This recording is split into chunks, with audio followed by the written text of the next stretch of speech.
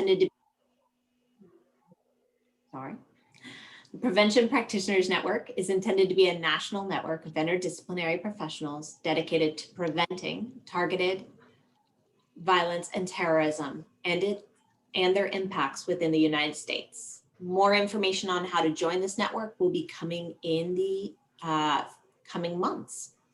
Today's workshop on staffing multidisciplinary teams is the second in a series of 12 workshops that we'll be running. After this workshop, we're going to do a little mini series on legal liability by popular demand. Stay tuned for those. We'll be sending out save the dates as soon as we get those dates locked down in the next week or so. For the foreseeable future, basically for the next 8 months, we're going to be holding these workshops online. However, as soon as public health officials say that it's safe for us to gather in person, we look forward to convening everyone in person for 3 workshops next year. We have a fantastic lineup of 7 of the foremost subject matter experts in prevention and intervention, who I will introduce momentarily. We've got 2 panels today. The first panel is international subject matter experts from Canada, the UK, and then someone who helped set up a program in Lebanon. And then we've got practitioners here in the United States for the second panel, speaking about the different stages in an intervention. After we hear from each panel, we're going to move to a Q&A. Please, throughout the presentation, if a question jumps out for you, just type it into the chat. I will be asking questions that appear in the chat of the panelists during roughly a 10-minute Q&A after each panel. Once we wrap up the second panel, I'm going to ask you to participate in a brief survey. For those of you who have grants from the DHS Office of Targeted Violence and Terrorism Prevention, which funds this program, you know that evaluation is very important to them. So we are doing some pre and post questions. From there, we have invited people to participate in an optional breakout session. And those breakout sessions we have assigned you based on how you registered, what groups you said you were most interested in participating in. But if at any point during this talk you say, I really want to be in this breakout session, I've changed my mind, that's all right. Just shoot a note to Addie Fairley, or you can put it in the chat and we'll make sure you're reassigned to the breakout session with the speaker you most want to converse with today. All right, making sure I have said everything that Addie wanted me to say.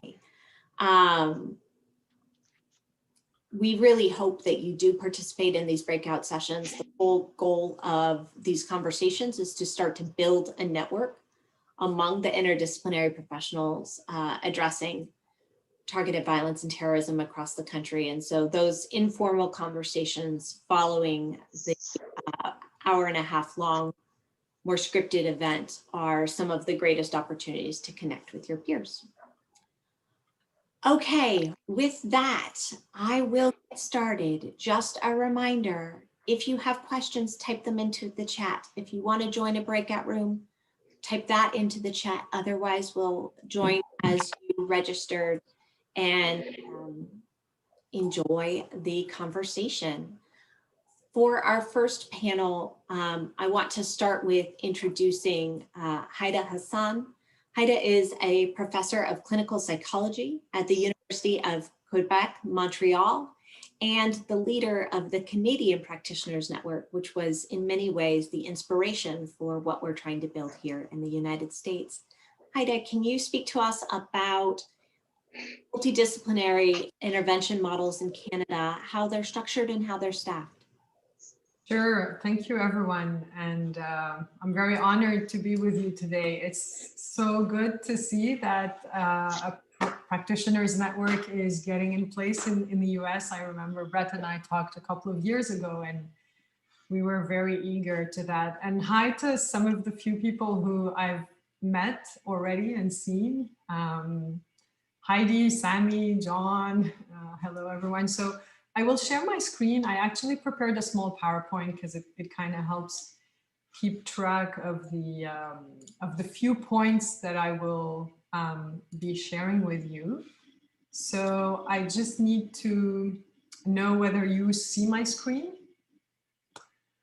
Great. Okay. So what I will be sharing with you is really quite a quick context, just to briefly remind and kind of tell you about the context where CPN, the Canadian Practitioners Network, was created. And then very quick, I have 5 minutes, so we can, in the breakout sessions discuss more, but tell you about a couple of issues that we have encountered when we decided to put the network and how we try to respond to that, but what are really the main challenges that we are facing currently.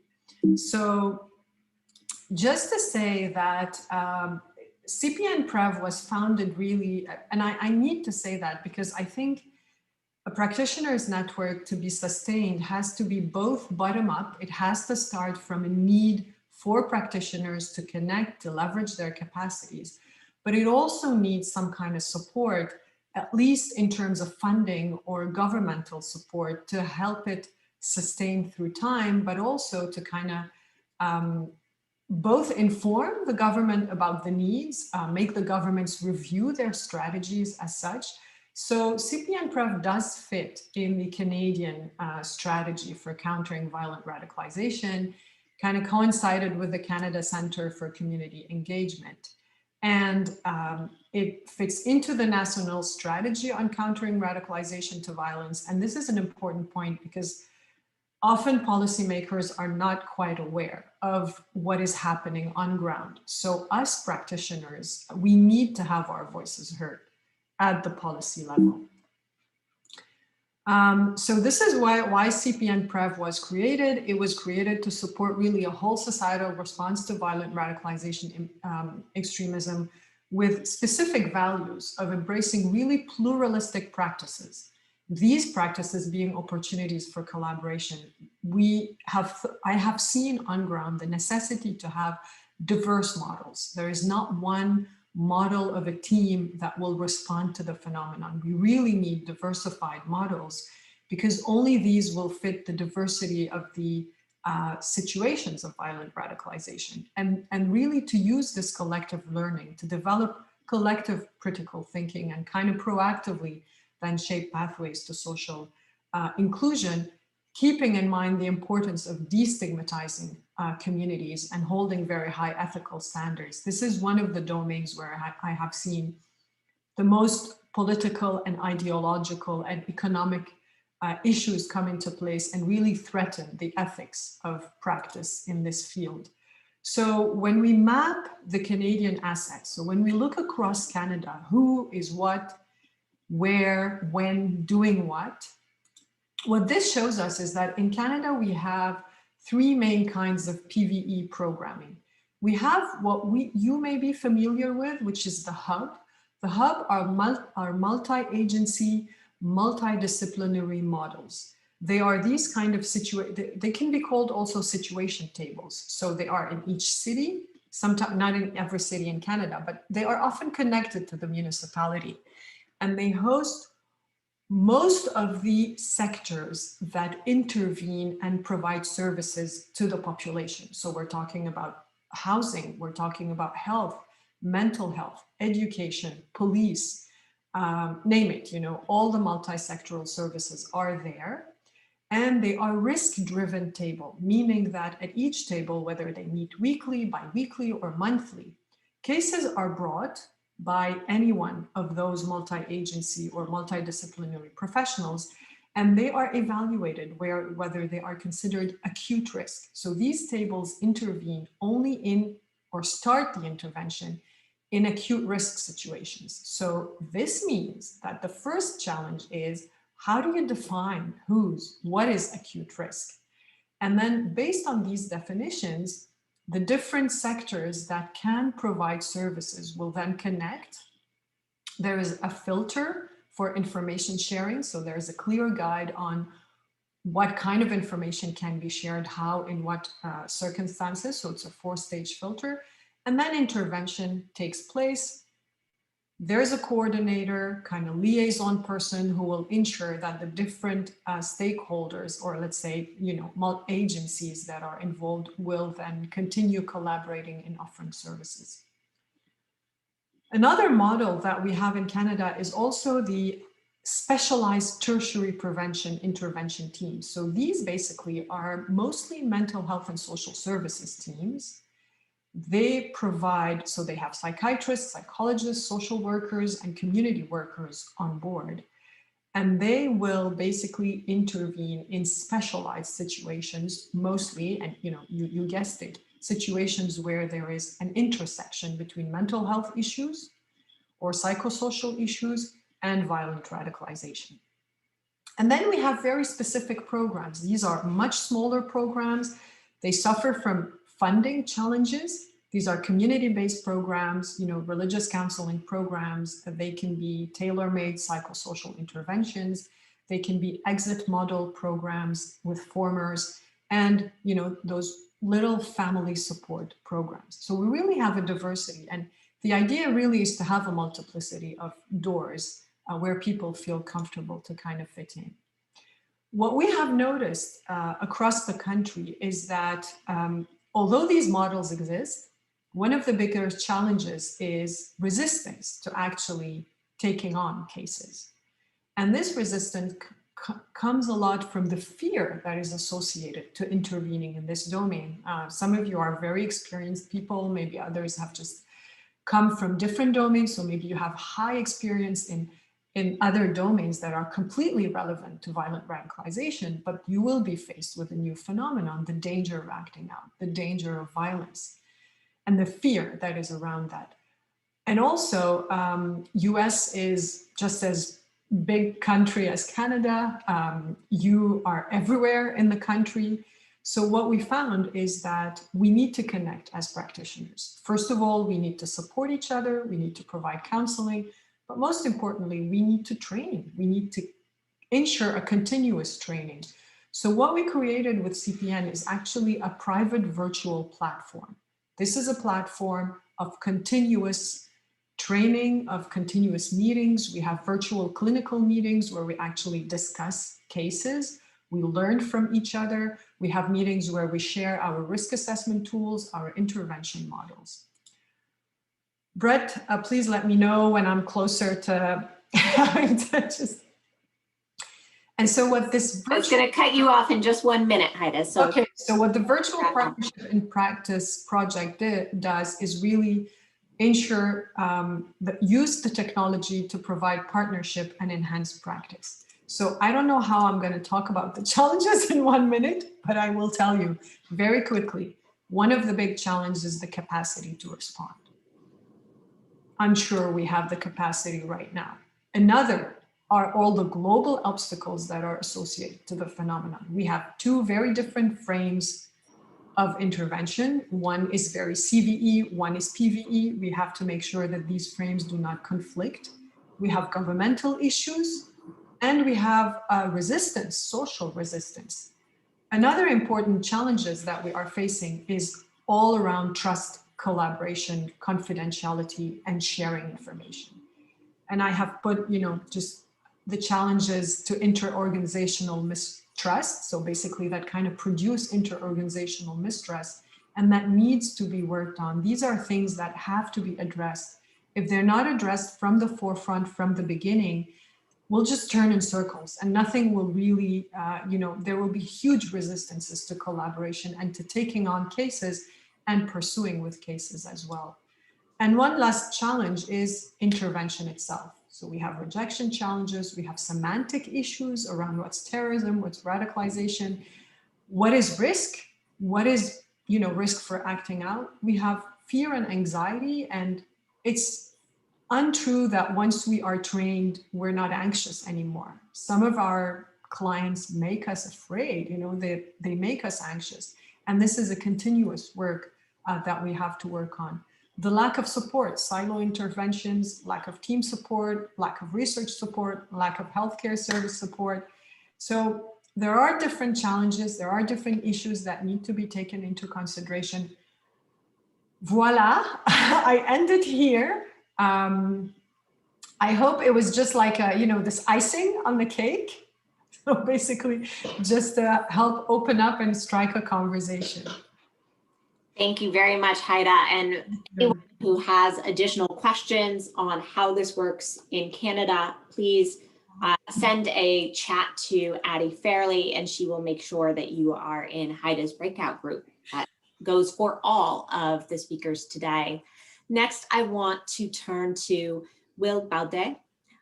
Will is the Regional Countering Violent Extremism Coordinator for the UK Channel Program. And for those of you who haven't gone through all of the definitional challenges over the last 5 years, when you hear Haida say P versus C, VE, that's a focus on prevention versus countering, and early versus later. Just so those who are following along at home have that little primer. Will, please take it away. Thank you. Let me just see if I can get the technology right to share my screen. Just bear with me.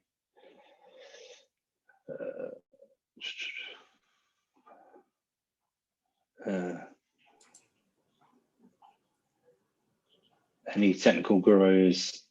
Addie can do it. Give me Addie, do you want to put up Will's slides?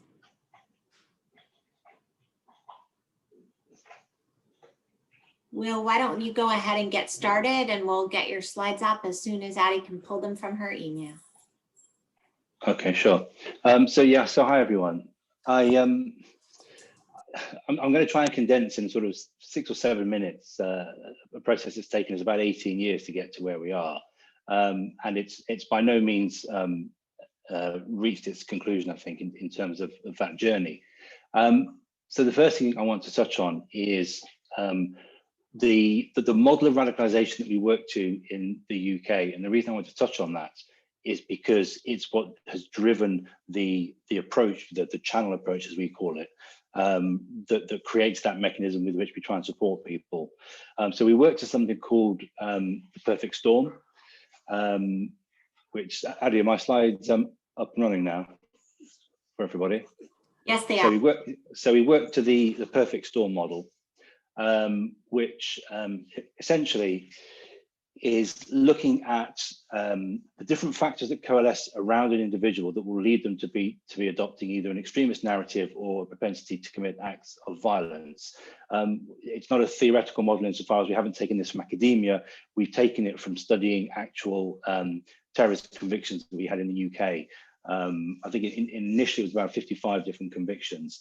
And what we found was that there was universally across this network of individuals, there were already pre-existing background vulnerabilities that lent themselves to the radicalization process. They then had a significant, usually very negative life event that opened that cognitive opening, that ideological opening, that I guess increased the weakness and the vulnerability for a narrative to sort of purchase itself within their identity. And then obviously there was those individuals or those materials that were bringing that narrative to them. And so we called this the perfect storm because all of these factors were coalescing together.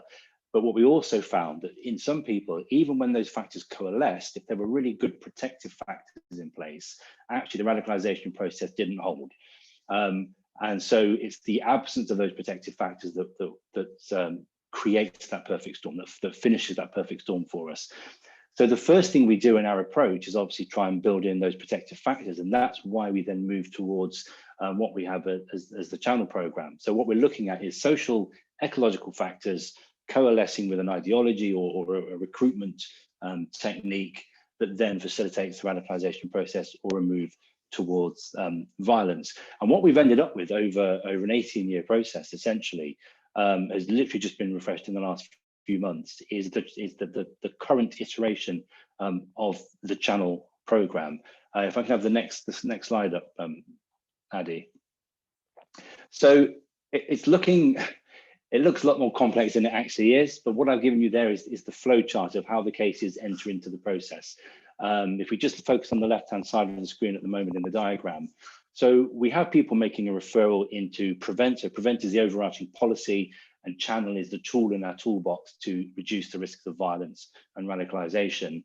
We initially have to do an assessment. So the first step in that process is this referral, is this individual already connected to an ongoing terrorism investigation? If it's a live investigation, we can't really get involved from a prevention perspective, or if we do, we need to be very, very careful we're not interfering with the investigation, not only because it might scupper an investigation, but also actually because if those that are being investigated sense that there is counterterrorism interest in themselves or in people on the fringes of their particular group, they may accelerate their activities. So we need to be very, very cautious about that. Once the police and counterterrorism policing are comfortable that there is no conflict there, through that deconfliction process, it then goes into a multi-agency information gathering. And so I'll come on to the next slide shortly and explain who sits around the table. But essentially, this multidisciplinary network will then go into their own systems, be that social care, policing, health, to try and identify if there are any bits of information that they have that would be relevant to this individual and risks around radicalization. The one thing that could come in and derail that process straight away is something called Section 36 of the Children and Families Act. And what that means is, irrespective of what we might be doing or what concerns we might have about radicalization, if there is an immediate threat of harm to a young person, then a bigger safeguarding mechanism kicks into place and immediate action needs to be taken. And that takes primacy over Channel. So assuming that hasn't taken place, or we're dealing with an adult, we then complete a vulnerability assessment framework. And this is a series of quite subjective questions that we go through that essentially try and ascertain the intent of the individual to cause harm, their capability to cause harm, and their engagement with extremist or terrorist movements. And from that overarching document that we create, we then take it to the Channel panel, which is this board of professionals, all of whom have some kind of statutory role in local government and municipalities, and policing and health. And they will then look at the details and determine, is this actually a case we want to adopt? And adopt is the language we use for taking on the case and seeing if we can find some kind of resolution or solution or intervention. Once they have decided this is a case we want to adopt, we then need to reach out to that individual, because the underlying principle of Channel has always been that this must be a consensual process. If the person declines to consent, then we cannot take any further action and the case has to be closed at that point. So there's a lot of, and this may well come up in later conversations in the breakout rooms, there are a lot of complexities there that are not scientific, around who is actually going to make that approach, who is best to make that approach, how should it be made, what conversation should be had, should it be police, should it be a social worker, should it be someone in a kind of a more strategic CVE role, are we going to the parents, to the individual? There's so many different factors there in that initial approach that are absolutely critical to gain that consent. The consent runs right the way through the program as well. So whether we're working with somebody for 6 months, 12 months, 2 years, 3 years even, in some cases, the consent remains. And the minute they withdraw their consent, the whole process must close. Now, the biggest question that leaves for people is, okay, if there is a risk they're going to go and commit an act of violence and they're not consenting to an intervention, now what happens? And so in those instances, and they're very, very few, but in those instances, the police will hold the risk, and it's up to them to then deal with whatever fallout there may be from that. And in some cases, it may well be that there is no intervention that can be offered, and we have to wait and see if they actually cross a criminal threshold, and then obviously the criminal justice system and policing will take primacy. And that's not what we want for these people. We want to give them a second chance. We want to help them avoid making some very, very foolish mistakes. So we'll provide the support. We may introduce an intervention provider. So that's very often will be an expert in their field, or a former extremist, or in some cases a former terrorist. And if you look then to the right-hand side of the screen, you'll see the kind of things that will take place. And these will not be new to you. You would have seen these already. I think Prevention Channel is very much seen as a counter-terrorism or counter-radicalization policy only. I prefer to frame it as a disengagement program. we will put any tools at our disposal that we can to disengage someone from these harmful behaviours and take them away from that threshold of criminality, because we just don't want them crossing that line. So it could be something as simple as counselling, children's mental health services, or traditional youth work, or it may be a more tailored intervention using a former, because there is a strong ideological element to the issues that we're seeing. Once someone has exited the programme, it's an agreed exit between the person and the channel board. We will then review it 6 months and reach out to them again and make sure everything's okay with them. We'll review again at 12 months after that. And if after 12 months we're happy and they're happy, and obviously at any point they can re-engage with us, or if something was to happen and somebody was to flag them to us again as a concern, we would reach out in that interim and ask them if they want to re-engage. But at the end of 12 months, if all sides are happy and the risks have been reduced, then they leave the programme with no further concerns, no stain on their character, nothing gets recorded on a system that will inhibit them in any way, shape or future in terms of getting a job or whatever in the future. So that's the structure of the actual programme itself. If I can have the next slide, Andy. So who sits around the table? So if you look at the very top, I've tried to do it circular, although obviously there is a chair that oversees it. So the actual panel itself, this is the group of experts that sit around that table and make these decisions. By law now, so we've managed to sort of mandate this into the statute books. By law, every local government or municipality has to have one of these panels, these safeguarding boards, we call them, and they are chaired by that municipality. They own the risk at that point. And then around that table, you must have the following representations. So people from children's safeguarding or children's care, you almost certainly have your CVE coordinator sat there. Early help, we call, is our word for family support. So that's where you might have a family who have a whole raft of unmet needs and challenges that are leading to someone's increased vulnerability, and we can offer a whole family support program. So they will sit around the table. Naturally, you would anticipate the police would sit there because they hold the risk where violence is an issue. Someone from the criminal justice system, it could be probation, it could be youth offending or prisons, it could be all three. Education obviously is a no-brainer for young people, health and social care, and obviously mental health services as well. And the idea of that is, and I've put there at the bottom, they're not there to discuss things purely in counter-terrorism terms. They are there as experts in their respective professions and in their respective fields. And they are the ones that make that determination. They will sometimes invite people into that meeting. So if, for example, a school has raised a concern about a pupil, we would probably invite the safeguarding lead or the designated sort of social care lead within that school to attend the panel to discuss that particular case, because they will have a much more sophisticated relationship with that young person, if it's a young person we're talking about, and they can feed that into the process as well. So that's a massively whistle-stop tour. If you just flick to the last slide, Addy, just to show people that we will, once these slides circulate, all of the guidance that we work to, the statutory guidance that we have to apply, as well as the most recent data of those that have been referred to the programme. I've provided all the online links there as hyperlinks for people as well. So if you've got suffering from insomnia or you're on lockdown, there's plenty of reading there for you to do as well. All right, thank you, Will. I know it's a huge amount of information to cover in such a short amount of time.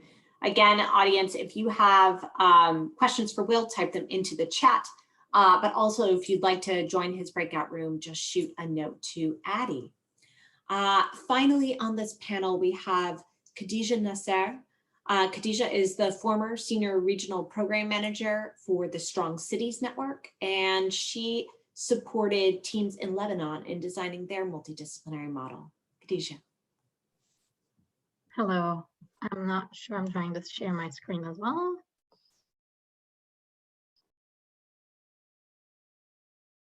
Is it working on your end? Yes. Yes, it is.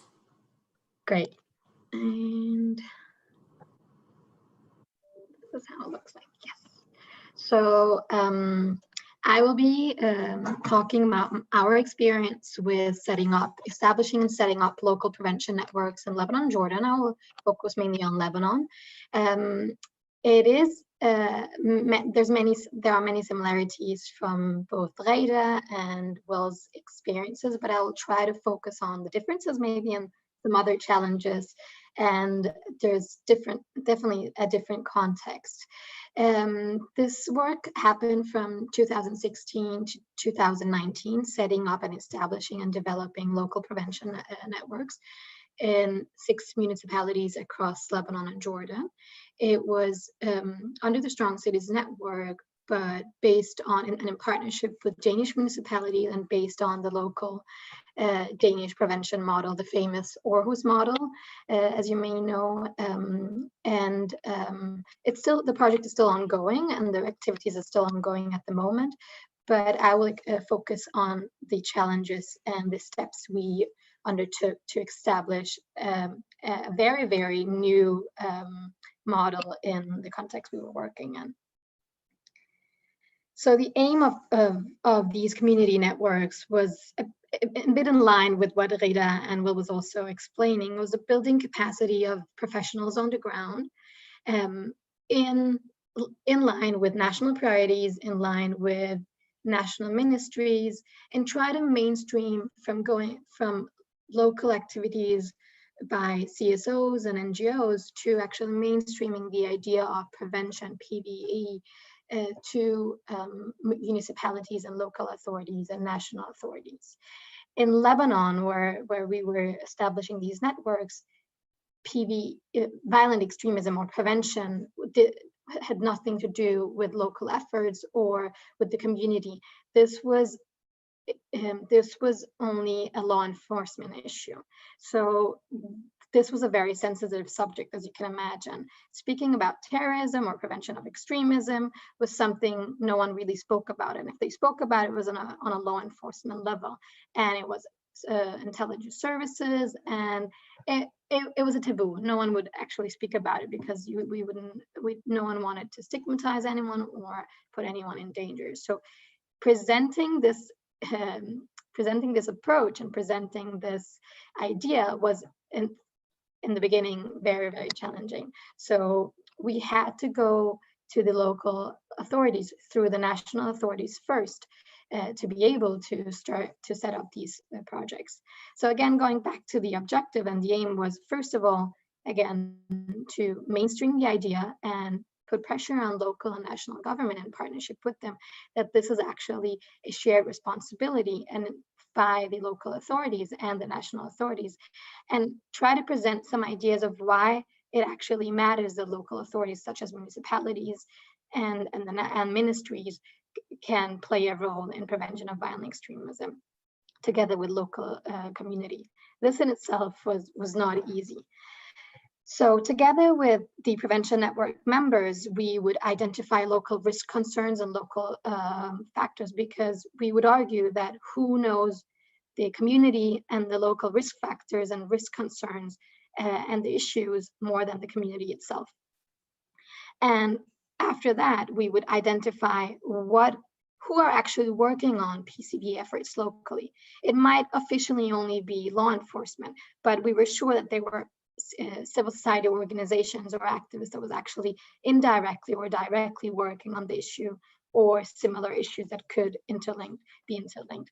So we did a mapping, and another challenge was no one was really working together, because unfortunately civil society organization, as with many countries, see themselves as competitors. So that was the first step. We had to have people to sit down together and talk about this. So as I also mentioned, our first step was to coordinate with national authorities and the ministries. If you have a PVE unit, a national PVE unit, we recommend to go through that. In our context, there was no PVE unit to start with, but along the process, a PVE unit was established. And it was very important for us to get the right sign-off and the right agreement with the national authorities and with the government before we could work on the ground. Because if we didn't have that, because of the sensitivity of the subject, we would both harm ourselves and our reputation and the organization, but not only that, we would put the people we were working with in danger. So that was the most important thing for us. And then second of all, we had to try to identify who could be on the local level, on the ground, coordinator of such interventions or such prevention network. Not us, because we wanted eventually to make this a sustainable model. So we wanted it to be ideally someone from the municipality or the local authorities itself. And that was, of course, not easy because, again, giving the responsibility to the municipalities based on the Danish multi-agency model was something completely new to them. And then we identified who should be a part of this network, who should be the members. And in a context like Lebanon, the difference was there was no multi-agency cooperation like in the Danish Aarhus model or in some other models. There was no school, social services or police coordination at all. Coordinating with law enforcement and police authorities was something that was non-existing because that was on a completely other level and was very sensitive. Because that would be a cooperation between police and intelligence, and the softer levels such as school and social services would be on another level. So together with the municipality and the local community, we identified who should be a part of this. It would be, instead of a local multi-agency network, it would be a multidisciplinary, or what we call the local stakeholder network. So in our case, it was religious leaders, psychosocial intervention workers, social workers, youth activists, youth workers. It was tribe leaders, community leaders, civil society organizations, and of course, educational practitioners, and of course, the municipality itself. The fourth step was actually to agree within the prevention network, what level do we want to work on? Is it general prevention, general awareness to the broader community? Is it very targeted intervention or targeted awareness, or is it direct intervention with specific target groups? And that also really that also had to do with what was sensitive and not sensitive and what was possible at that time. To begin with, it was very general awareness to the general community, doing workshop with youth, general crime prevention, almost crime prevention, and starting the PVE and talking about extremism and terrorism and risk factors. And then step by step, years into the project, we could talk about intervention and referral, which I will also come back to afterwards. It was also very important for us to have a common perspective and a common level of knowledge. And that's why for us, it was very important with not only capacity building the community and the target group, but also capacity building the prevention network members itself. I think I said a little bit. I think a very important step for us was a lot of these projects are donor-based, to be very honest. And the donor might want something specific, and in our case, this was a Danish-funded project from the Danish Ministry of Foreign Affairs, which was luckily for us very flexible, but the idea was to base this on the Danish model. But since the infrastructure and the system was very, very different, we had to change course. And instead of having fixed ideas of activities and intervention we wanted to do from the beginning, we had to change based on the local priorities and local needs. So we started from scratch with the prevention network members, and they had to assign priorities and activities and outreach programs with the community. And so we actually started from zero after identifying and establishing the local prevention network. I want to share, I'm not sure with the time, but I'm trying to make it short, but please let me know. We'll give you one more minute. We've gone over all of these, Okay. Khadija, so I know we started you beyond when you should have finished. So Okay. go ahead and wrap up in the next minute. Of course. So just very briefly on lessons learned, some challenges. As I said, it was very important with securing the right sign-off, so I won't go into details with that. But sustainability was very important for us. A lot of projects like these or prevention projects focuses a lot on civil society organization, the local community, which is very, very important. But for us, it was even more important to focus on empowering capacity build the local authorities together with national authorities. Because if we wanted to mainstream this and we wanted to have this be a sustainable model, we had to try to work with the national and local authorities. So our case is not like, for example, in Canada and in the UK, where there's something by law, there's a channel program. No, this was very grassroots, this was very new. So we had to try to go through local and national authorities. Another thing that was really difficult for us was the do no harm aspect of it. We have had cases throughout the project where we were a bit concerned if we would stigmatize a specific group, for example, in our case, refugees or specific individuals, because we've had phone calls of people who've been contacted by intelligence services who suddenly disappeared, luckily returned again, but you never, this is very sensitive and this is very new in parts of the world. So we had to be very, very careful. So referral for us was non-existing the first few years. You couldn't refer because referral means refer to who? Refer to intelligence services. So for us, it was a very much on general awareness, but then focusing on PVE efforts and also be very realistic. What works in the UK or in Copenhagen and in Denmark doesn't necessarily work in Lebanon or in the US for that matter. So it was very important for us to develop local and contextualized approaches to the work. So I think I will stop for now, but please, if you have any questions, I would love to answer those. Yes, so if anyone has any questions, please type them into the chat. We've got roughly 5 minutes now. 3 minutes now to ask questions of these panelists before we shift to the next panel. One question for each of you to consider: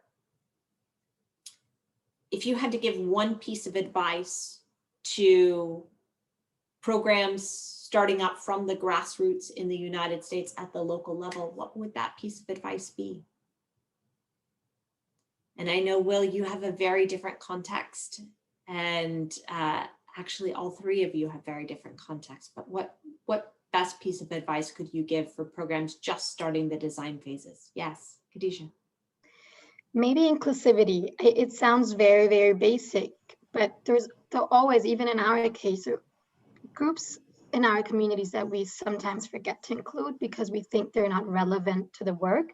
Sometimes it's mothers, for example, or we're focusing too much on young men or on a specific ethnic community. I think it's very, very important to include everyone and not just the ones that are at risk, because they could also have very valid advice to the work and some good experiences and maybe a different way of reaching out to the communities that we actually want to reach.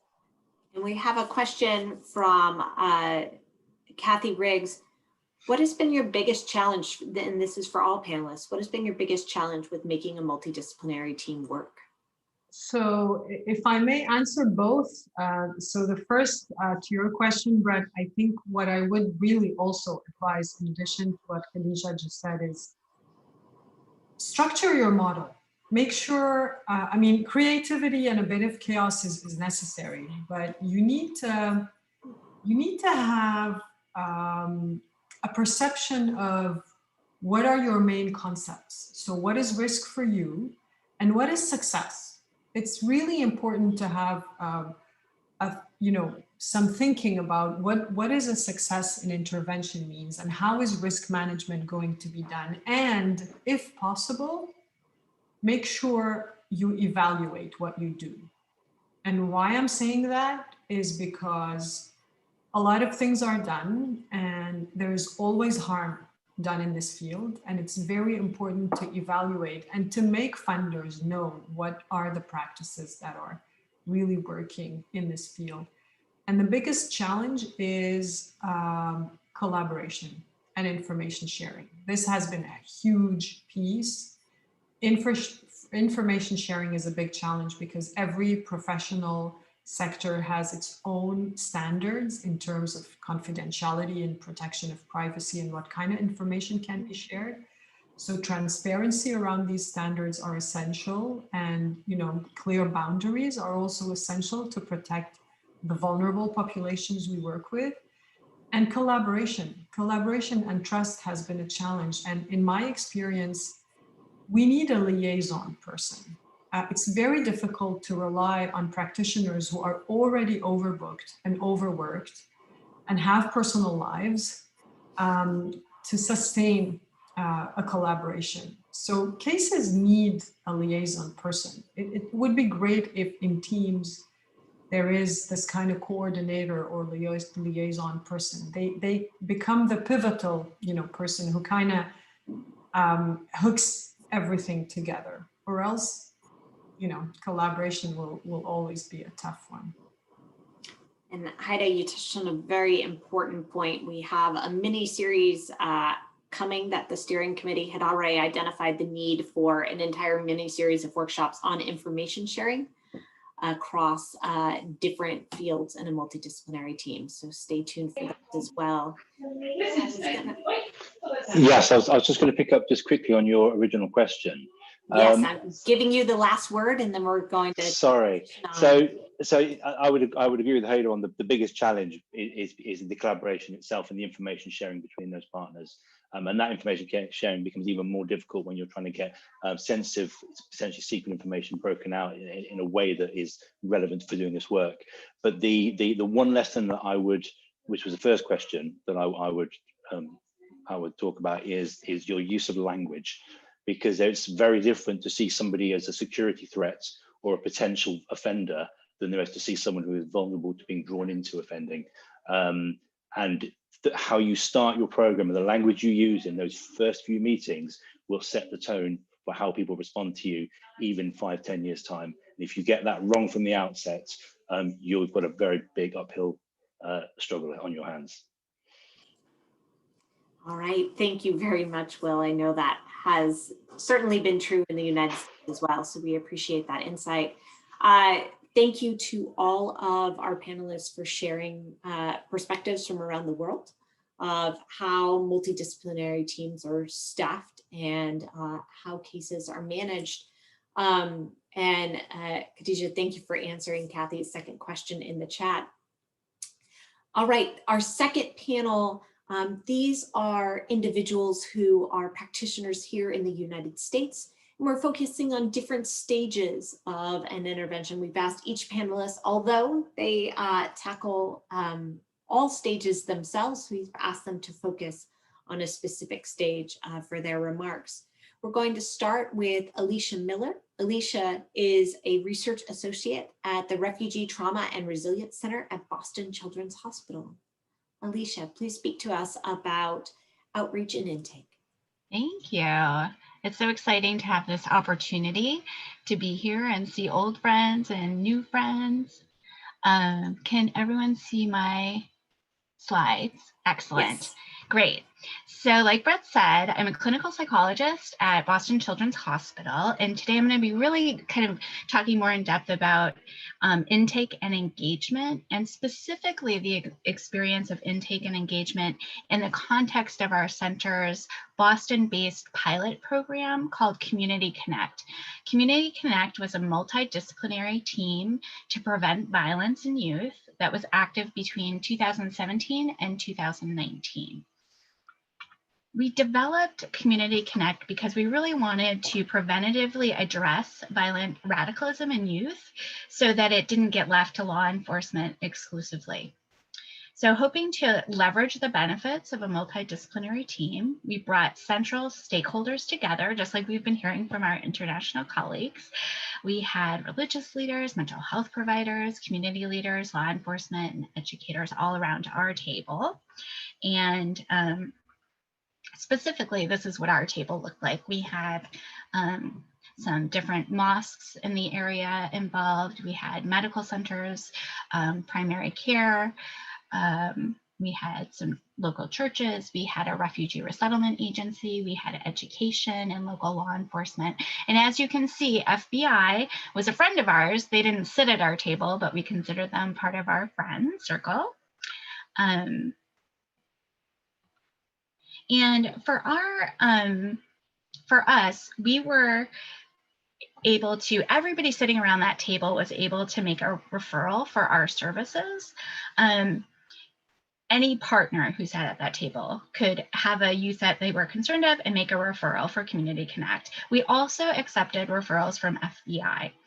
So each referral came to me directly for an initial screening, and I would ask as much questions as I could from the referral person, knowing that most of the answers were not known or available at that time, but really trying to get a comprehensive understanding. So I'd say, how do you know this youth? Describe them to me, not just like specifics, but what are they like as a person? What is the concern? When did it start? Has it changed over time? Is there imminent threat to self or others? Are they currently receiving any services that you know of? Any barriers that are cultural, social, religious? And then any strengths that you know about the youth or the family. And so we really wanted to collect all that information to begin with. And then the next step was we really took an idiographic approach to each referral. So what that means is, more specifically, for each referral that came to me, I would convene our own kind of smaller BCH team. So this is interesting based on the comment.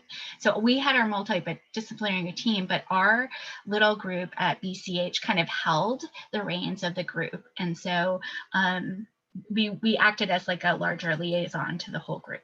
Anyway. And Alicia, I'm just gonna translate for folks. BCH is Boston Children's Hospital, right? Oh, yeah. Sorry about that. So anyway, we would convene our smaller team at BCH, at Boston Children's, and we would review the unique individual characteristics of every youth that was referred to us. And we would try to determine if we would accept it. So we'd consider things like geographic location, youth had to be 24 or under, and we really accepted youth that were at risk for all sorts of different types of violence, including violent radicalization. So importantly, we did not accept imminent risk cases, but we can get into that in a breakout if we want to. So in order to really engage them and understand and develop more deeper understanding, we really wanted to recognize how critical those first impressions and interactions were. So in hopes of really truly engaging with youth and their family for needed services, once a referral was accepted, after we had convened our smaller group, we would then decide, based on the information that we had, we wanted to identify a trusted liaison from our multidisciplinary team. So a trusted liaison is a person who is seen as uniquely poised to approach the youth and family for engagement and services because they had some sort of previous relationship or already established trust with either the youth or the family. So this typically was the person who had referred them for services, but not always. It could also have been a team member who shared an important aspect of identity with the youth or family, like a religious leader or a community leader with shared ethnicity, culture, and/or preferred language. Then, to enhance our understanding of the youth and family through a multidisciplinary lens, we would pair the trusted liaison with a mental health practitioner to meet with the youth and family. So the trusted liaison kind of enabled that initial rapport building, and they were able to describe to the family why they felt a referral to Community Connect was appropriate. And then the mental health practitioner really was able to utilize their specialized training in relationship building, information gathering, assessment of distress, and managing difficult emotions like uncertainty and anxiety that often come up in these first meetings. So we ideally met youth and families in their home or a place in the community, a place that was physically inviting and comfortable, that offered privacy with limited interruption and noise. And in the meeting, we'd more thoroughly introduce the goals and policies of Community Connect, and we would highlight the fact that it's a voluntary service. We'd review limits of confidentiality and also be very transparent about our relationship with law enforcement. The trusted liaison and the mental health practitioner then we'd all meet together with the youth and the family. And then oftentimes we separated, the trusted liaison meeting with the parents and the mental health practitioner meeting with the youth to understand their individual perspectives about what was happening. And so usually during this meeting, if it's agreement that they want to proceed with our Community Connect, then we would have them sign consents and assents for participation, as well as releases of information to be able to talk to anybody else who is an existing provider. So next, we would talk with the youth and family to really understand more about their lives and hear what they considered the primary source of pain, or in other words, their primary concern. So what was bothering them most, or what did they believe was the biggest problem that got them to a referral to our program? And these were important for us to understand because we wanted to understand what might be relevant and meaningful for the youth and the families, particularly in terms of intervention, thinking about that. So throughout the intake process, we often drew upon the socio-ecological model originally developed by Yuri Bronfenbrenner, and we can see it here. And so more specifically, we wanted to look at the multiple influences and experiences, both strengths and challenges across the different layers of the youth social ecology. And this we felt could be particularly useful considering how the interplay of multiple factors shape not only youth's development, but also the pathway to radicalization to violence.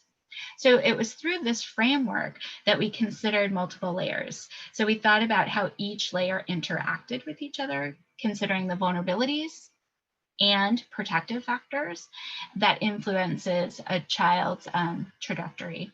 So as you can see from this figure, it really starts at the bottom there in that small circle, and that's the individual youth and their characteristics. And then we think about how those shape interactions in their immediate environment, like with their family and school. And then more distal to the environmental influences of media, neighborhood, and then the larger kind of societal context. So given this kind of frame that we worked from, any single intervention that we would have proposed for kind of this multiply determined problem of radicalization to violence is unlikely to be successful if we just implemented that in isolation. So framing of services and offering a broad range of services was critical, and services must directly relate to what the youth and family identified as their source of pain and also leverage their strengths. So I guess in conclusion, Community Connect was not about any one ethnic or religious group, because we felt this would simply have stigmatized that group as violent. And we were not about any one type of violence, because that would have missed the multi-dimensional needs of the youth we were intending to serve. And then finally, Community Connect is about moving from disconnection to connection, and this addressed service engagement and the need for social connection and belongingness. Thank you. All right, thank you, Alicia. We really appreciate that. We're asking so many panelists to cover so much in so little time. So I know it's a sprint. Next, I'm going to turn to Kostas. Kostas is at the Center for Forensic and Clinical Psychology in New York. Kostas, take it away on assessment. Good afternoon, good morning, everyone. I hope everyone is well. Thank you, Brett and Natty, for the invitation.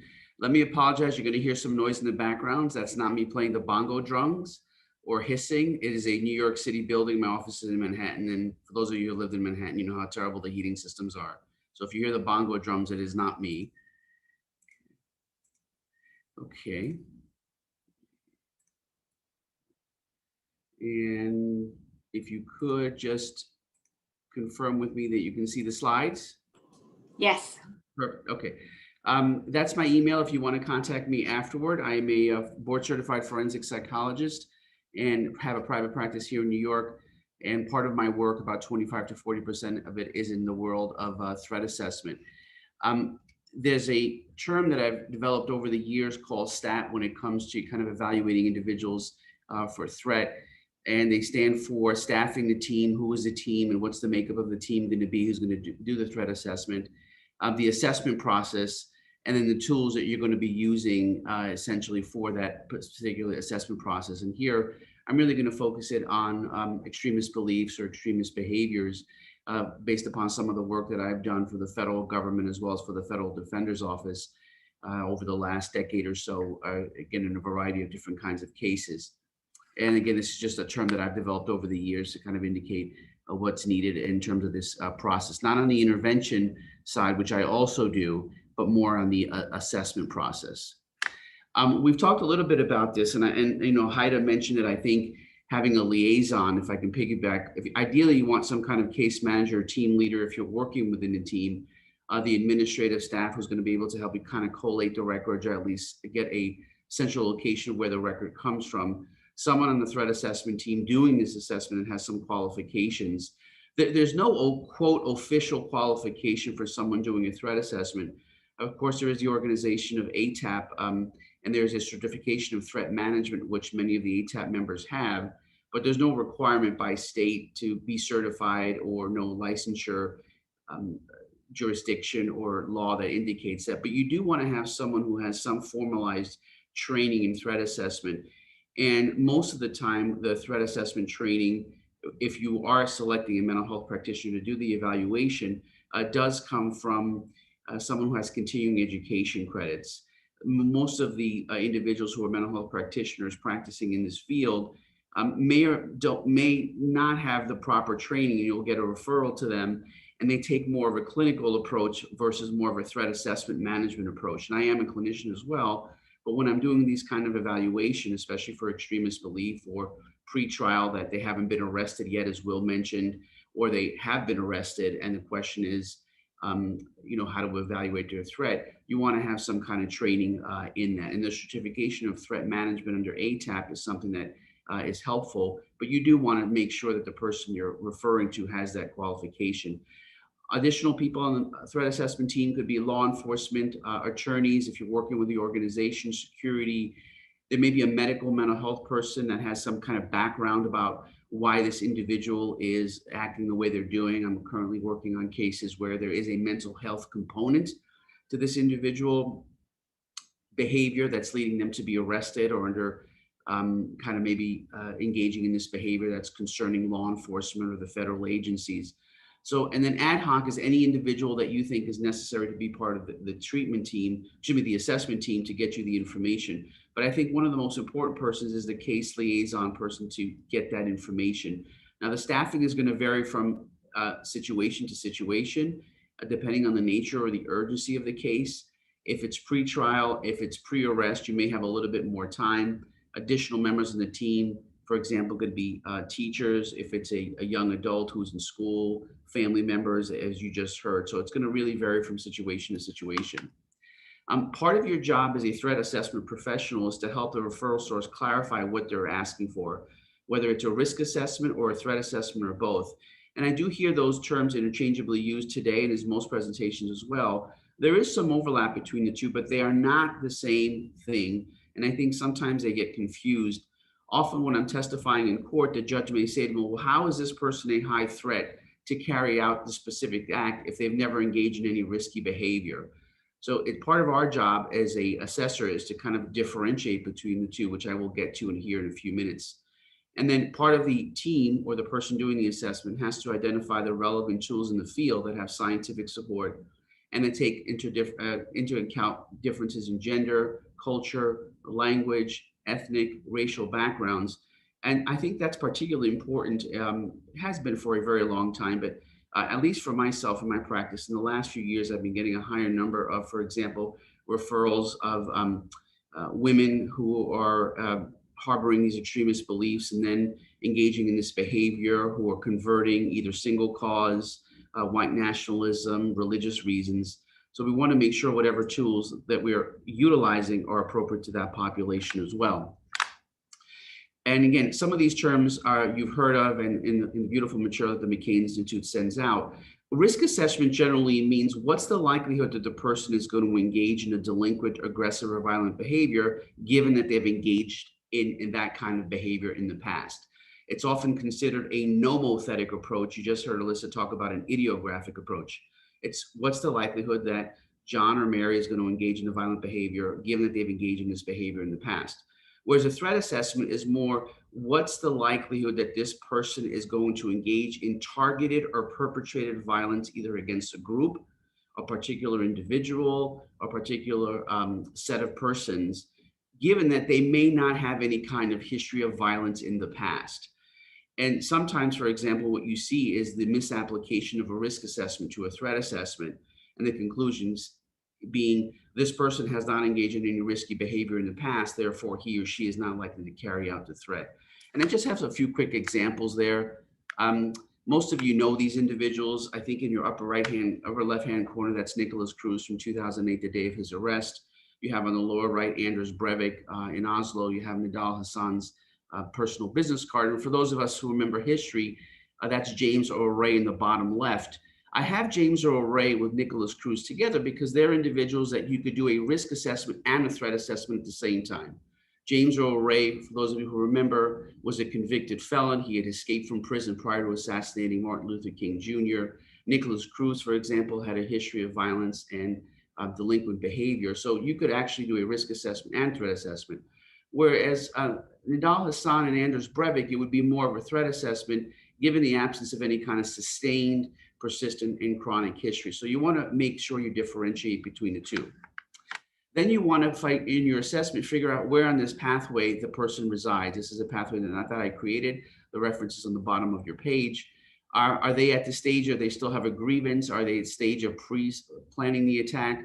Are they at the stage of probing and breaching the attack? For example, James Earl Ray, prior to killing Martin Luther King Jr. back in 1968, visited the area of Memphis, selected a room that he can go to, selected the location where to shoot the rifle from, not from his room, the bathroom. So you want to know where on the stage. Obviously, if they're higher up on the stage in terms of the assessment process, there's going to be a greater urgency to evaluate and intervene versus if it's at the violent ideation, research, or the planning attack stage. If it's post-arrest, usually it's pre-attack or probing, breaching behavior, where if it's diversion or we want to get the person off the pathway, usually they come to our attention around the violent ideation phase.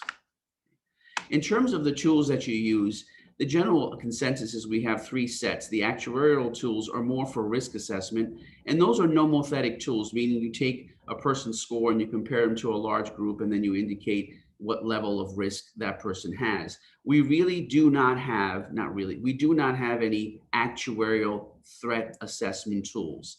The clinical assessment model is essentially a clinical interview where you sit down with the person and assess their level of threat. But really, this is based upon your experience of 20 or 30 years in law enforcement, as a federal agent, as a mental health practitioner. And one of the limitations there is that it is quite subjective. And if you have a positive or negative reaction or a certain kind of bias toward the individual, you're more likely than not to have a negative or positive overall outcome. And there's a lot of literature about the impact these clinical interviews have, or the clinical discussion, or just using kind of an unstructured approach. The method that most of us are currently using are called structured professional judgment approaches, and they're structured professional judgment tools within the risk assessment field, and they're structured professional judgment tools within the threat assessment field. Some of them have been put out by the McCain Institute and summarized, the VEER 2, the ERG, for example, or two. So when we're doing a threat assessment, more likely than not going to be using a structured professional judgment method, which is essentially identifying relevant factors that have been noted in the literature to tell us that if these are present, the potential for this person carrying out the targeted violence is greater, moderate, low, or high. And one of the tools that I strongly recommend, and again, I have no interest in making any money, I don't get any money for saying this, is the TRAP 18, developed by Reed and Malloy. The original items were developed back in 2011 in an article in Behavioral Sciences and the Law. And these piggyback off what you're going to hear, what Will said earlier. And this is an instrument looking at lone actor targeted violence risk. And it has two sets. One is what we call proximal warning behaviors, and warning behaviors are what we call accelerants. More likely, if they're present, the person is ready to carry out an attack. And these, again, were first published in 2011. There's numerous articles about each of these, both from a case study perspective, as well as applied to a variety of different kinds of persons carrying out extremist violence, including sovereign citizens. So Proxima looks at the immediate warning behaviors. And the reason I think this instrument is very helpful is it also looks at the distal warning behaviors that Will just referenced, and that is the history of the person leading them up to the radicalization of the extremist beliefs or the extremist behaviors. And these are a variety of different factors, whether it's a thwarting of occupational goals, framed by the ideology, a certain kind of grievance. Nowadays, number 11 and the other one is a reliance on kind of a virtual world where a lot of these individuals are kind of ending up. So this is a tool that is at your disposal. The Vera 2 is another one, the ERG. I'm not recommending this above all others. And again, I have no vested interest in the TRAP 18, but I have been able to utilize it successfully in a variety of different cases, as a bunch of my colleagues have as well. And it has been well researched in the last 4 to 5 years. So there's a plethora of research supporting this in terms of the evaluation of targeted violence. And the way the process works is essentially you start from the bottom cog, you assess, then you intervene, as some of our colleagues have spoken about, and then you assess again. So it's a constant assessment intervention process. The assessment hopefully will guide the intervention. And then after, as Haida mentioned earlier, you want to program evaluate to see whether or not your assessment is having an impact on the intervention. But it's a constant process because the threat process is dynamic. It doesn't stop. So it's not uncommon to be asked to kind of go back and reevaluate the person again. All right, thank you very much, Kostas. I appreciate you covering so much information in so short a time. Next, I'm going to turn to Sammy. Sammy Rangel is the Executive Director and co-founder of Life After Hate, and he's going to speak to the role of service delivery in intervention. Sammy, take it away. Let me get set up here. I'm assuming everyone can see my screen. We can. All right, awesome. Daunting task to get an entire organization in 5 to 7 minutes, but let me get this going. As Brett said, I am the executive director and one of the co-founders for Life After Hate. I have a background in clinical services, working with access to clients, mostly in the personality disorder realm. But in this role, we're just trying to leverage some of that experience to inform Life After Hate's process and working with clients from the far right ideological perspective. I'm going to talk a little about some of the things that we've been tackling and that are probably going to be very well-known facts here in the US and in other areas in the world that suffer from a lack of a critical mass of a lot of things, including standards. When we started looking into what this space looked like, we realized that it just seemed like a lot of silos. In the very beginning, 10 years ago, this wasn't mainstream conversation. It was our work was kind of seen as an anomaly and maybe a one-off, and was very curious to people. And today it's something that our country recognizes as critical and of great necessity. One of my concerns as a social worker is that we need to establish and maintain ethical standards in this space. There are a lot of non-practitioners portraying practitioner type roles.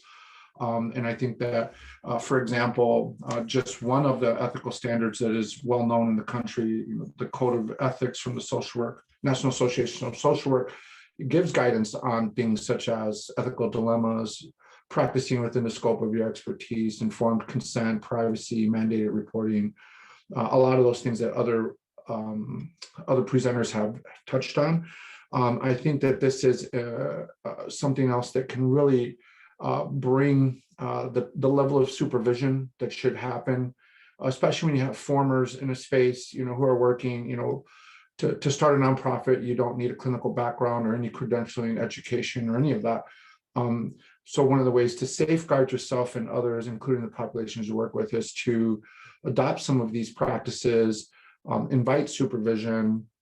I think as a country, and maybe even as a global community, creating official boards of oversight, figuring out a way to bring licensure certification into this. And of course, things like with the McCain Institute, these professional networks that can help us all get to know each other and perhaps hold the line on some of these standards that need to be developed on a critical scale, on a large scale. As a former and as an organization that is known as having been started by formers, former violent extremists, we have spent a lot of time thinking about what a former might and could possibly should look like in order to work in this space. I think you have to have more than shared experience, having been there and done that.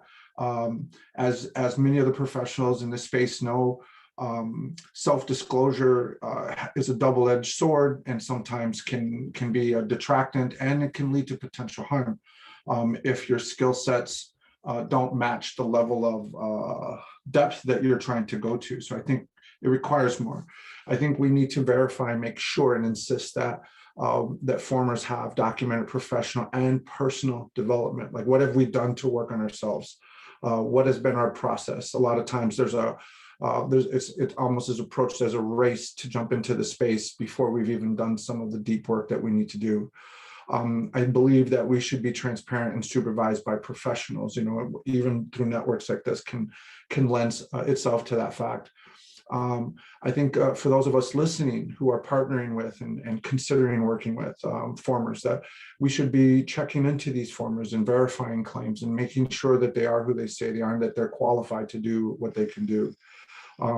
Insist on institutional standards, right? We need to make sure that a lot of the things that we're hearing today from the presenters is really about making sure there are parameters and standards here. I think for us, we have to avoid exploitation. A lot of people want to talk to us, but that doesn't always mean we're ready to talk publicly to represent the entire field of formers. We want to slow down. We don't want to skip steps. We should be open to mentoring. We don't need to be an expert. We need to stay humble. Again, these are characteristics that we're trying to develop in the formers that want to get into this space. And then, of course, we encourage everyone to spread the message, spread the light, but be accountable as a part of your change process.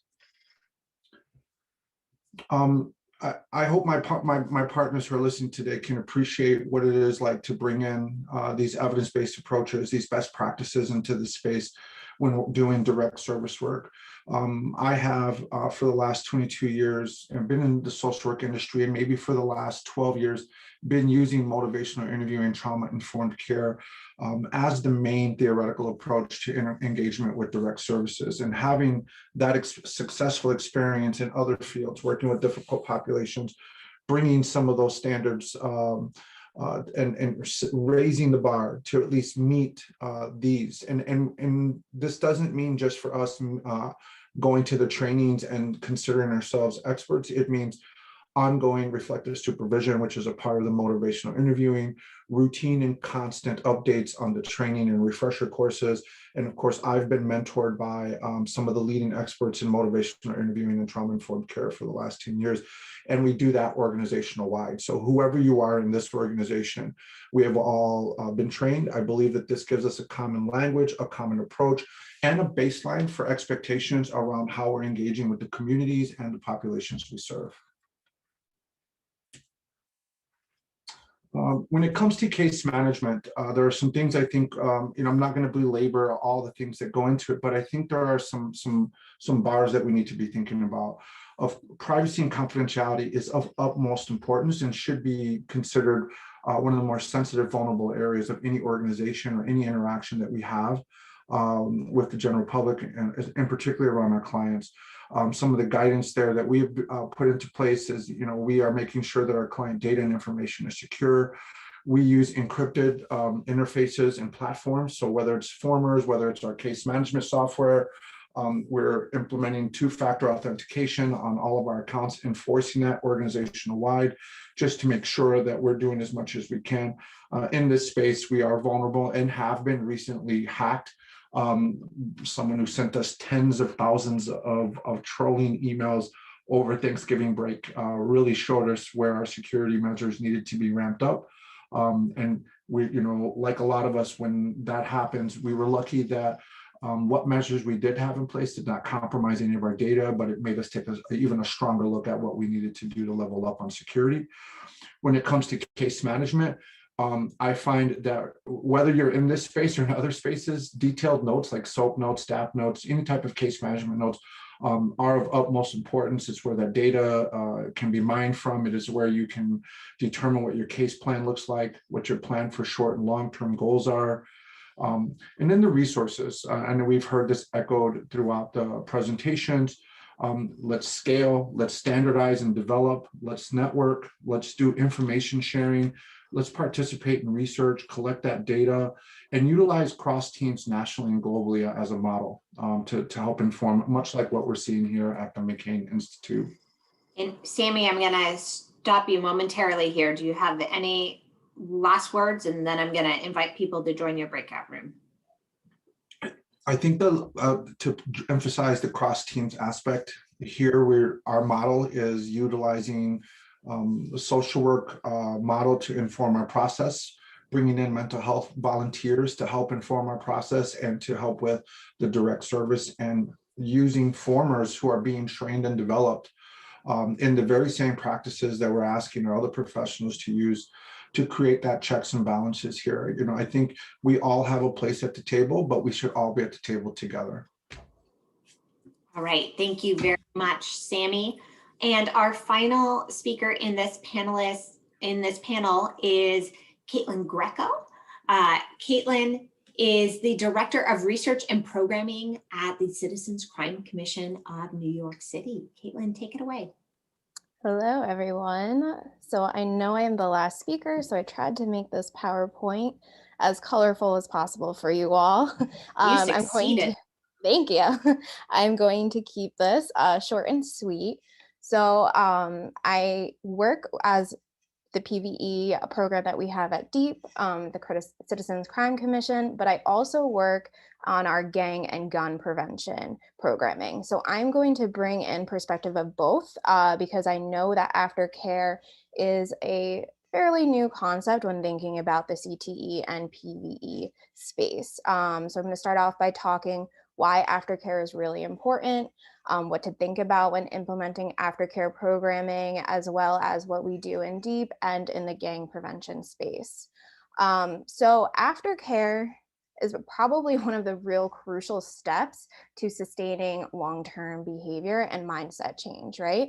And the reason for that is behavior change. I know we all wish it was linear. It isn't linear. Behavior change is really messy. Your participant may reach the goals in programming with you during intervention, right?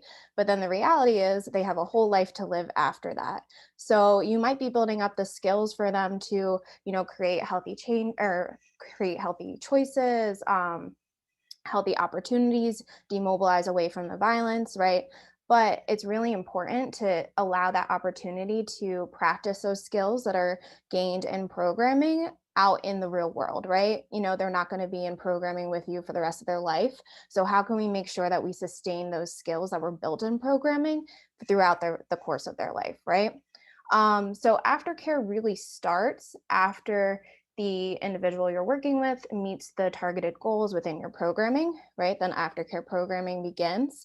But aftercare doesn't have to just, be like a start and stop, finish programming, then aftercare goes. It really should be a smooth transition. One of the benefits of aftercare is our participants have a plethora of needs, right? There could be different prioritizing needs, and it's possible to really address all of those needs as one specific program, right? And honestly, you shouldn't be the end all be all of programming for that individual. So aftercare provides also the opportunity to build out those supports for your participant within their community, thinking about those wraparound services that will address the needs continuously after they finish programming with you, right? Thinking about building out that community of support for that participant within their own community, so they know if something is happening in their life, there's a new stressor, or they feel like they're starting to go back into old behavior patterns, they have X, Y, and Z that they could reach out to as a support network. And that's really where that sustaining of that behavior change comes from. Okay, so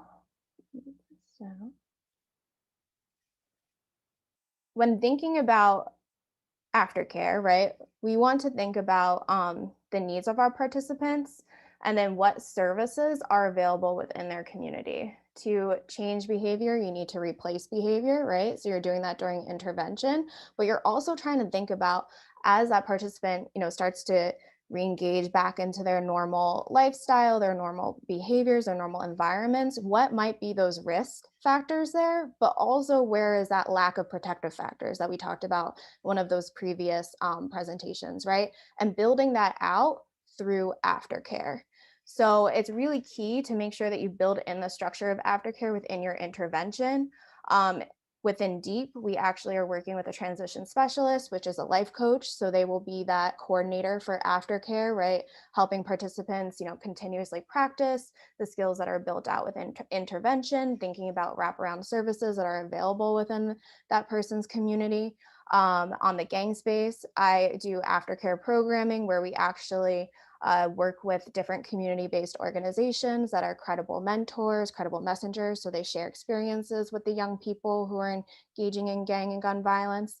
They are that mentor piece, and then you could provide, kind of that technical assistance support, that oversight support within your own programming. But it's really important that you build out that structure, whatever way works best for you, because you want to make sure that you're planning for that aftercare throughout the whole entire intervention process. So common wraparound services. For aftercare, one of the biggest tools that you could use is Maslow's hierarchy of needs, right? So thinking about what are those needs for those participants still? Okay, we reached the goal of the mindset change. They're no longer mobilizing towards violence, but housing is still an issue. There's still food insecurity. There's still something going on with mom and dad, or they're still going back into that same environment that originally drove them to begin to engage in violent extremism in the first place. So now we need to build out those supports to make sure that now that they're out of programming, they're not going to go back into those old behavior problems, right? You wouldn't have someone who just came out of rehab from alcohol addiction to go back to be a bartender, right? That would be a red flag. So it's the similar concept here within the PVE space. Okay, I know that their roommates are engaging in this. I know that mom and dad might have, substance abuse issues going on. So thinking about assessing what those needs still are, and then going and thinking about what those availability of programming is within the community. It's super important that when you're thinking of aftercare, you're choosing programming that is accessible, whether that's culturally accessible, whether that's just geographically accessible. You don't want someone to travel 2 or 3 hours to get programming, right? That's not going to happen. You want it to be within their community. You want it to be by people they trust, people that they want to go to talk to after when they need support, right? Within the aftercare programming itself, there's a lot of really good skills that could be built out. One is self-efficacy. So you're helping advocate for your participant and helping them to think about how to advocate for themselves. What are their own needs? What goals do they have? How can they achieve those goals, right? So again, instead of relying on that maybe group that they were engaging in or going back to those, violent extremism behaviors, they're replacing that with healthy behaviors.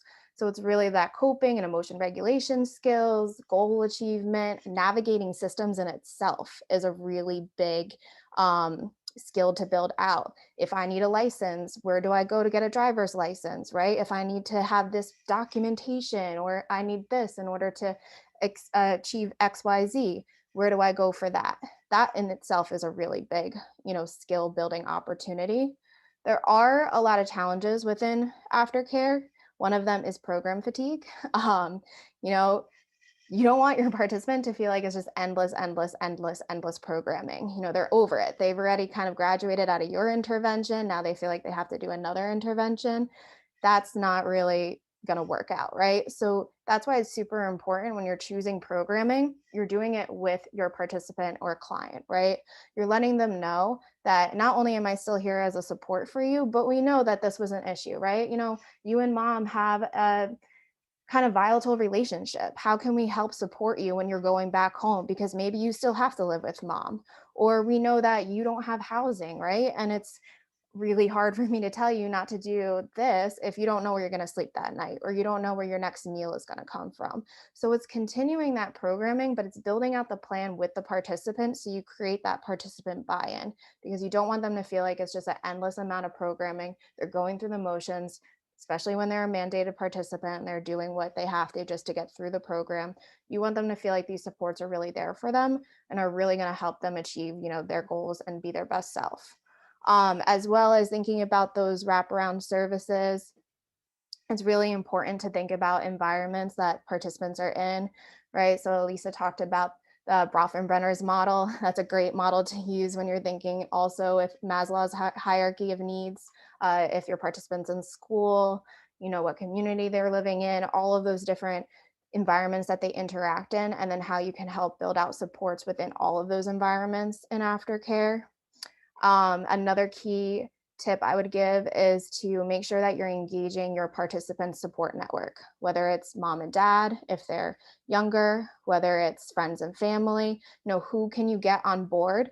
Because even though you might be interacting with your participant throughout the aftercare process, that level of interaction is not going to be the same. You want to have that buy-in with their support network. So so they know if, I notice Caitlin is heading back into this direction of behavior, I can call on these community partners that we have and these community supports and help Caitlin get back into programming and get back on that right track.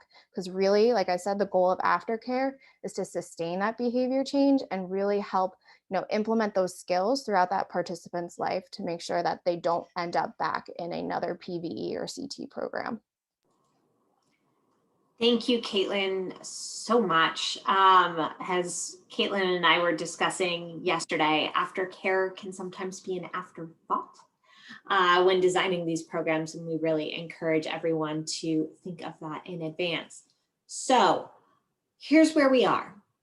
We have gone over time, and most of you know me, I really try not to do that, but the content from our speakers was so fantastic.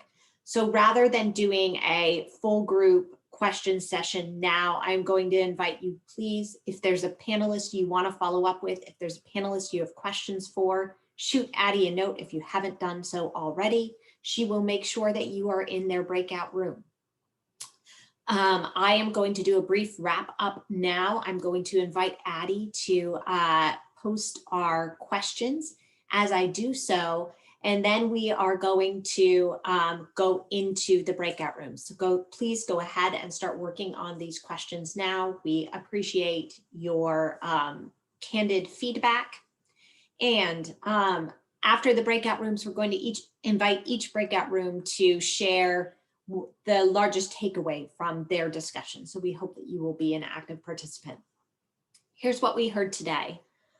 First, from our international panelists, we heard about how these different models work internationally, but some common challenges they face as well. They talked about the importance of liaisons, of truly coordinating care across providers, convening the group, not putting that burden on practitioners alone. Also, challenges we've frequently heard in the United States, making sure that these efforts are funded and the challenges when efforts aren't funded. We also heard about challenges of coordination and information sharing across teams. The second question just posted. And so ensuring that you've got good practices in place to coordinate across teams and to coordinate that information sharing across teams. Again, we will do a mini series on that topic later in this series of workshops. And then finally, from Will, that importance of language. The words we use really matter. We've had challenges here in the United States, just as our partners in the UK have had challenges historically. Being intentional about the words you're using, checking in with others in this network to run framing by them, all good ideas in consideration that that language really matters. Then as we got to our practitioners here in the United States, we heard from Alicia about the role of community liaisons, partnering with mental health practitioners in that intake and outreach process, and just how thoughtful Community Connect in Boston was about how to do outreach on an individualized level and how to do intake on an individualized level. From Kostas, we heard about the need for needs, risk, and threat assessment. That's a little review from our last workshop. and doing so through structured professional judgments. If you have additional questions, follow up on that, please join Costas's breakout room, but also we refer you to the read ahead materials that the Institute for Strategic Dialogue prepared so thoroughly for the last workshop. From Sammy, we heard about the importance of ethics and confidentiality in service delivery, also coordinating all of those services across teams. And then finally from Caitlin, we heard about aftercare and the importance of setting up wraparound services that continue beyond that intervention, looking at what resources are available within the community, looking at building a plan in partnership with the participant, getting their buy-in early on, recognizing the risk of programming fatigue, and building skill and goal development over time as well. So with that, we've got one more polling question. We thank you to everyone who is filling these out real time. As soon as this polling question is completed, we're going to go ahead and sort everyone into breakout rooms. This is your last chance to tell Addie that you want a different breakout room. She will honor those requests. We're going to spend roughly 17 minutes in those breakout rooms. Then we'll come back together for the biggest takeaway from each room, and we'll conclude the panel there. For those of you who are opting out of breakout rooms, thank you for joining us. We will be sending around materials shortly on the next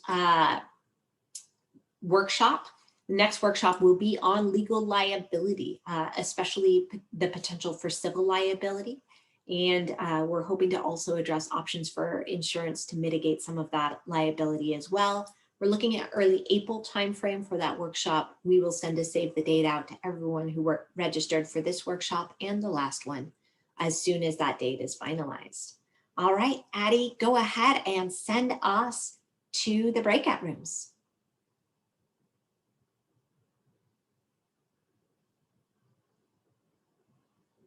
The joys of technology.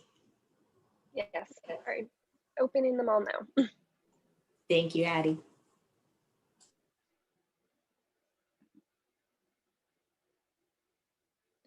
Okay, Costas.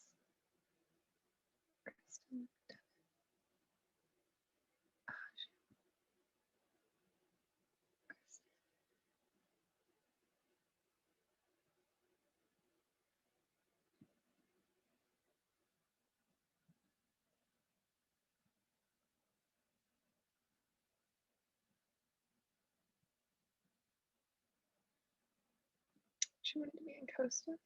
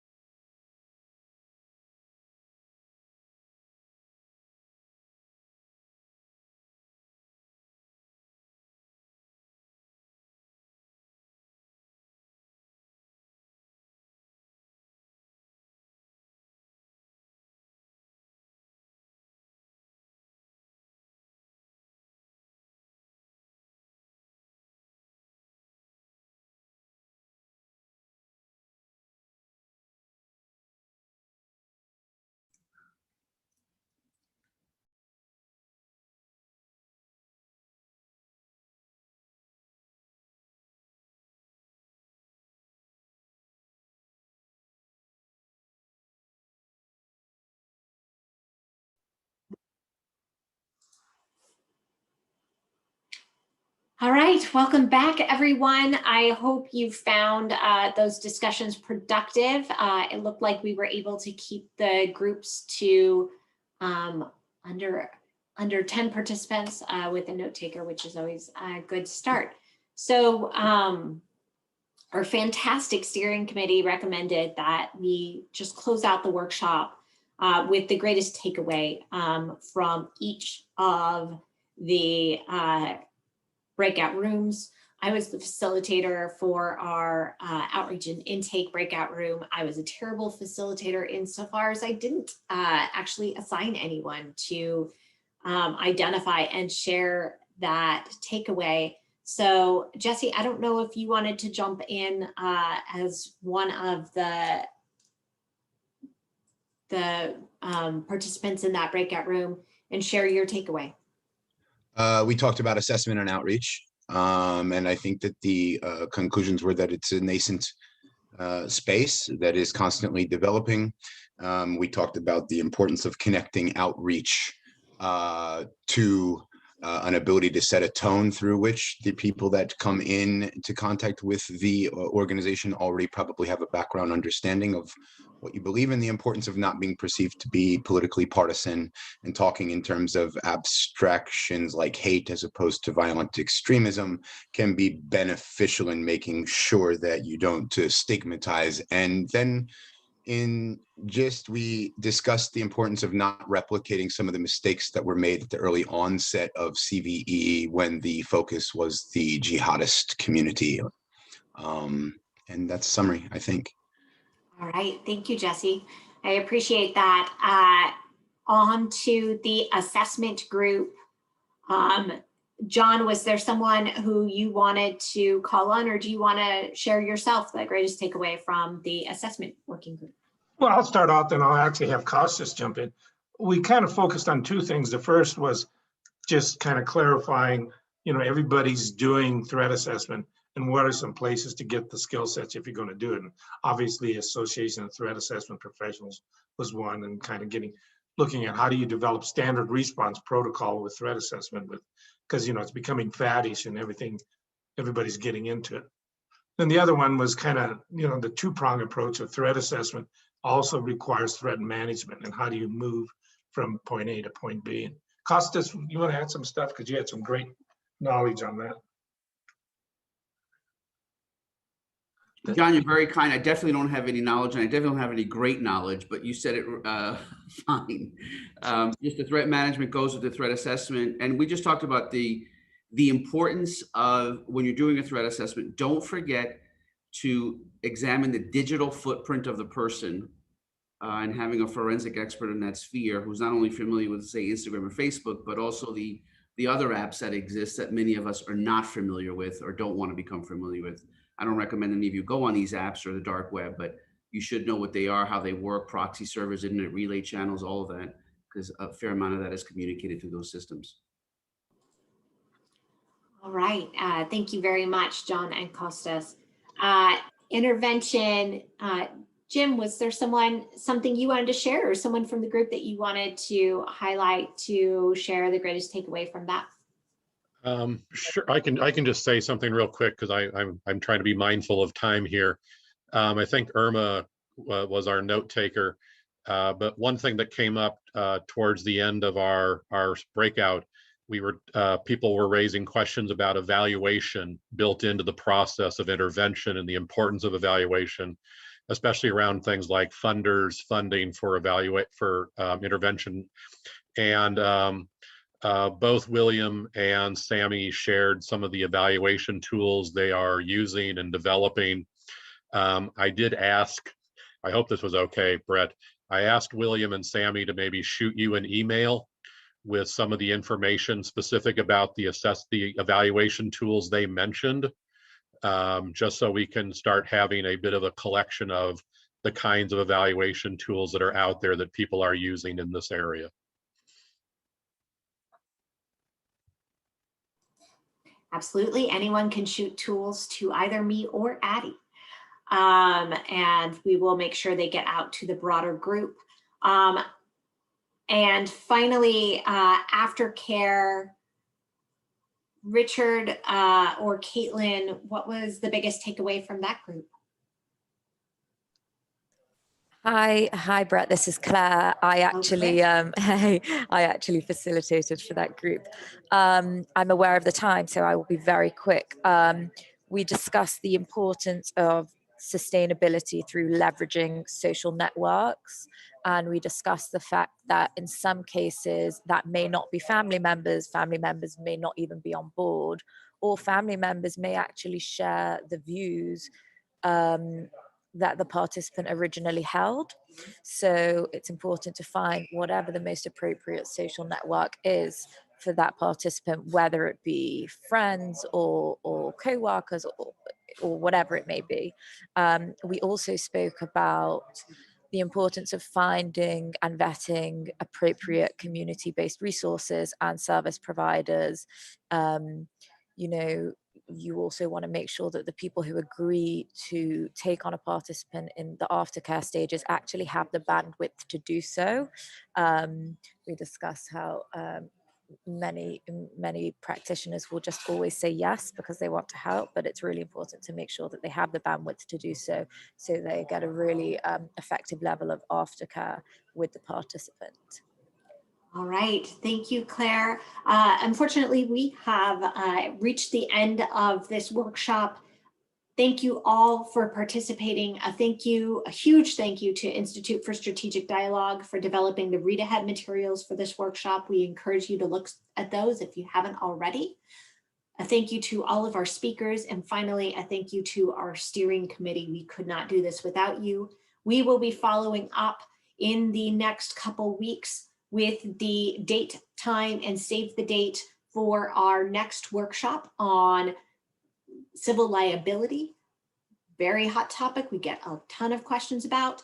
That will kick off a mini series on different liability issues across this field and different legal frameworks as well. So thank you everyone for participating. We look forward to seeing you at our next workshop. Have a fantastic day. Thank you, Brett. Thank you, everyone. Take care.